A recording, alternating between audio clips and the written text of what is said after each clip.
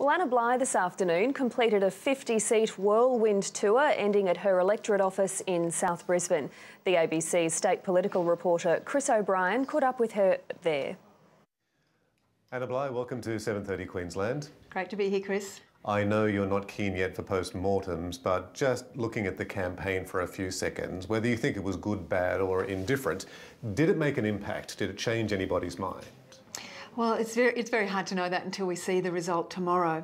But I started this campaign saying that we faced an uphill battle, that we were the underdog in a David and Goliath battle, and that has increasingly proved to be the case.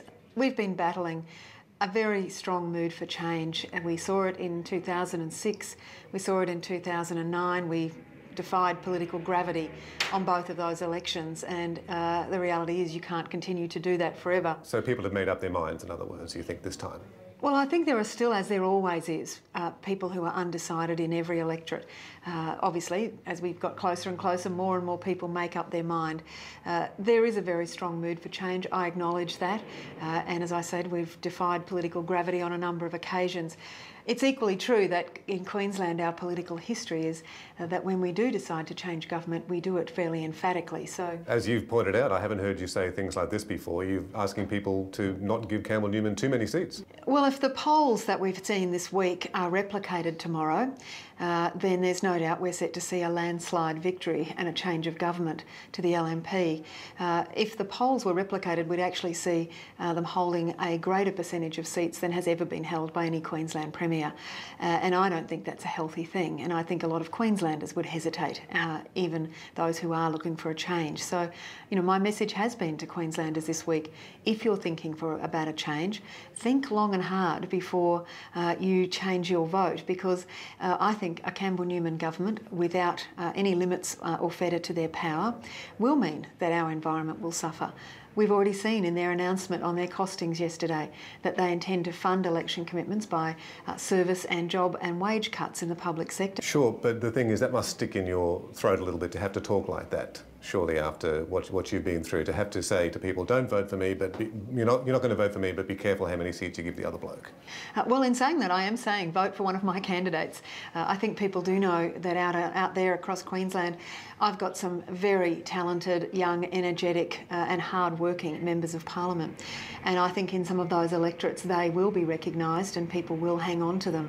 When you've been a very strong voice and a strong champion for your community, particularly in regional Queensland or even in the city where people get to know you very well, you can fight the flow, you can swim against the tide, and I know I've got some people who are doing a lot of hard work to do just that. Let's talk about policy. In the first week of the campaign you went very strong on education, and Minds to Minds has been one of the keynotes of the Labor campaign. The LNP's had some strong policies too. After the end of the campaign, would you see the policy debate's been a bit of a draw? Well, I think that Labor's policies have been very big visions for Queensland. Our policies have been crafted around an idea of the Queensland we'd want to see for the 21st century. So the Minds to Minds idea is about grabbing the economy of today, the mineral wealth that is on our doorstep, and strategically using it to create the new economy of tomorrow.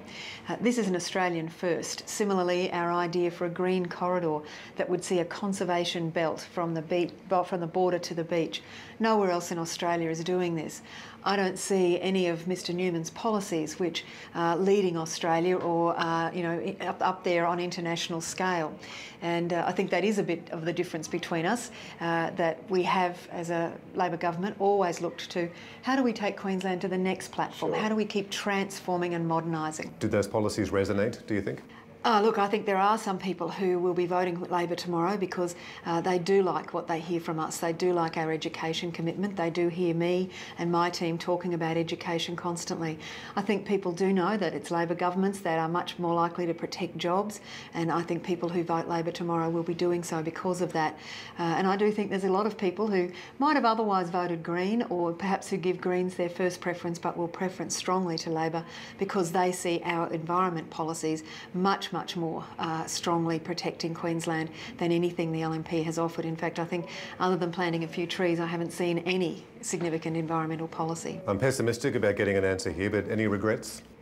Oh, look, I think in whatever you do in life, you go back with hindsight and think, well, I might have done this differently or that differently. Give us two things then. Well, I haven't done the analysis yet, Chris, but I will. I mean, you know, I am someone who likes to learn from the experiences I have, but I'm not someone who wallows around looking at the past. I'm someone who focuses very much on what's next, what's the future hold, and how can I be part of shaping it. But mistakes were made, obviously.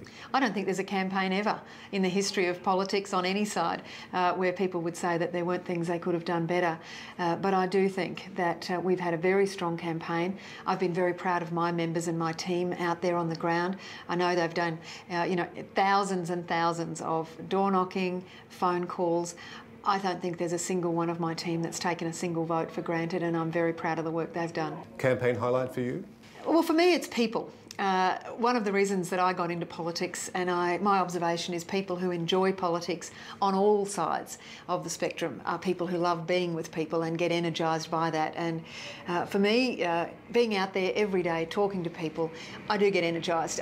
For some people, they can't believe that, but I've enjoyed campaigning, and every single day I've met, you know, fascinating, interesting Queenslanders who are doing remarkable things. And you said goodbye to them, really? Well, I'm not giving up anything. You know, I've been out there in 50 seats in 5 days because I believe it's my job to fight for every vote and to not give up. So, you know, I know what the polls are saying, and I'm not going to be sugarcoating that, but I think there are seats out there that we can still hold, and I want my team out there doing just that. And a campaign lowlight, would the road interruption in the first week or two, would that be the lowlight?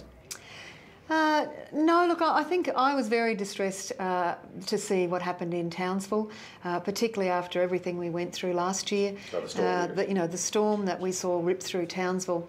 It really, you know, brings back a flood of pretty sad memories. And for those people, you know, while the rest of Queensland will be out, not everyone celebrates elections, but I do think that people feel that we're participating in a big, strong democratic event.